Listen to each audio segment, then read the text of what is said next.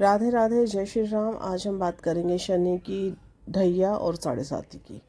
शनि की ढैया साढ़े साती सुनते ही जो है लेमैन हुआ या कोई भी पर्सन हुआ उसको थोड़ा स्ट्रेस हो जाता है और घबराहट शुरू हो जाती है। क्या वाकई में शनि की साढ़े साती और ढैया इतनी कष्टकारक होती है कि उससे डरने की ज़रूरत है? तो मेरा अनुभव जो रहा है तो मैं कहूँगी नहीं, क्योंकि शनि देव को कर्मों का कारक कहा गया है। वो आपके कर्मों का फल, कर्म फल दाता कहा जाता है ना, तो आपके कर्मों का फल आपको देने आते हैं।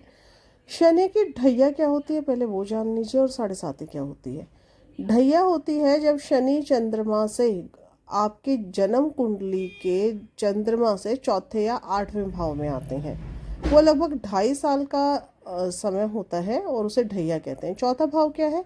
आपका गृहस्थ जीवन है, माता है, मानसिक शांति है, जो भी सुख है हम चौथे घर से देखते हैं। आठवां भाव में जब ढैया लगती है तो आपकी लाइफ में अचानक परिवर्तन होते हैं, हेल्थ इशू आएंगे, कुछ सस्पिशियस जो इंसिडेंट या एक्सीडेंट आपके साथ हो सकते हैं। अब साढ़े साती क्या होती है? जन्म कुंडली के चंद्रमा से 12वें पहले और दूसरे भाव में जब गोचर में शनि देव आते हैं, वो समय लगभग 7.5 वर्ष का रहता है, जिसे हम कहते हैं शनि की साढ़े साती। और ज़्यादा इसको सूक्ष्मता से देखेंगे तो चंद्रमा की डिग्री के आसपास जब शनि देव आते हैं तब आपकी एक्चुअल साढ़े साती शुरू होती है। पहला चरण मतलब मान लीजिए किसी के जो शनि देव हैं पाइसेस में बैठे हैं, मीन राशि में बैठे हैं, तो जब कुंभ में शनि का गोचर होगा तब आपकी साढ़े साती शुरू हो जाएगी। और मेष में गोचर तक आपकी साढ़े साती रहेगी, मतलब कुंभ, मीन और मेष। जब टॉरस में शनि देव पहुंचेंगे तो आपकी साढ़े साती जो है उस समय पर ख़त्म कही जाती है। तो शनि देव की जो ये 7.5 की अवधि रहती है, 7.5 वर्ष की, तो उसमें पहला जो चरण रहेगा उसमें आपको मानसिक दबाव, आपके खर्च बढ़ जाते हैं। जब दूसरा चरण होता है तो हेल्थ इशू, आपके जो रिश्ते हैं उनमें कुछ ना कुछ प्रॉब्लम्स आना शुरू हो जाती हैं।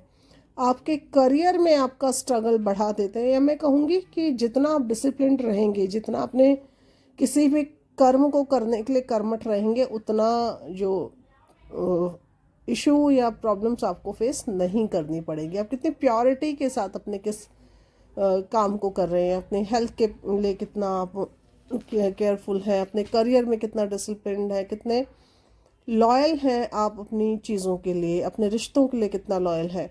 जब तीसरा चरण आता है तो स्थिरता की ओर वापसी होती है।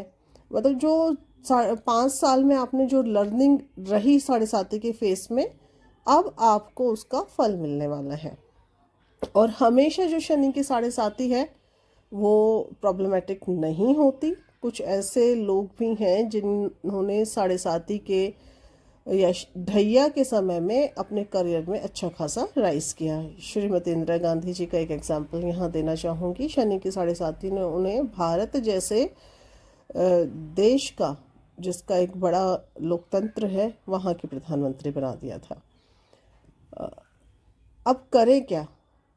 देखिए, शनि को कर्मों का फलदाता कहा गया है, न्यायाधीश कहा गया है, तो आपको कर्मों में तो आपको प्योरिटी लानी ही पड़ेगी अगर आपको शनि की साढ़े साती में विशेष कोई कष्ट नहीं पाना चाहते। और शनि जिन चार्ट्स में, जिन पत्रिकाओं में वेल प्लेस्ड है या योग कारक है, उन्हें जो है थोड़ा कम ही साढ़े साती के टाइम पे समस्याएं होती हैं। अपने कर्म अपने कर्मों का संतुलन बना के रखिए, अनुशासन रखिए। अपने ईगो को इतना बड़ा मत कीजिए कि उसके सामने आपको और कुछ चीज़ें ना दिखे, क्योंकि जितना अहंकार होगा उतना आपकी स्ट्रगल बढ़ जाएगी। आपकी आत्मिक जो विकास है उसका अवसर होता है साढ़े साती, क्योंकि पुराने समय के जो साधु संत हैं वो शनि की साढ़े साती का स्पेशली इंतज़ार करते थे कि उनके पाप कर्मों का क्षय करेगी। साधना में या मंत्र जप तप, इस तरीके के जो लोग हैं उस समय पर वो साढ़े साती का विशेषकर समय चुनते थे। उसके अलावा हम रेमेडी क्या करें? और कोई भी रेमेडी कोई मैजिक नहीं होती, ये सिर्फ एक मानसिक या मैं कहूँगी साइकोलॉजिकल सपोर्ट होता है तो हनुमान चालीसा का पाठ कीजिए रोज़, रामायण का पाठ कीजिए, सुंदरकांड का पाठ कीजिए। सुबह या शाम जो है पीपल के पेड़ में आप दीपदान कर सकते हैं, पीपल में आप जल चढ़ा सकते हैं, काला तिल या उड़द का दान कर सकते हैं।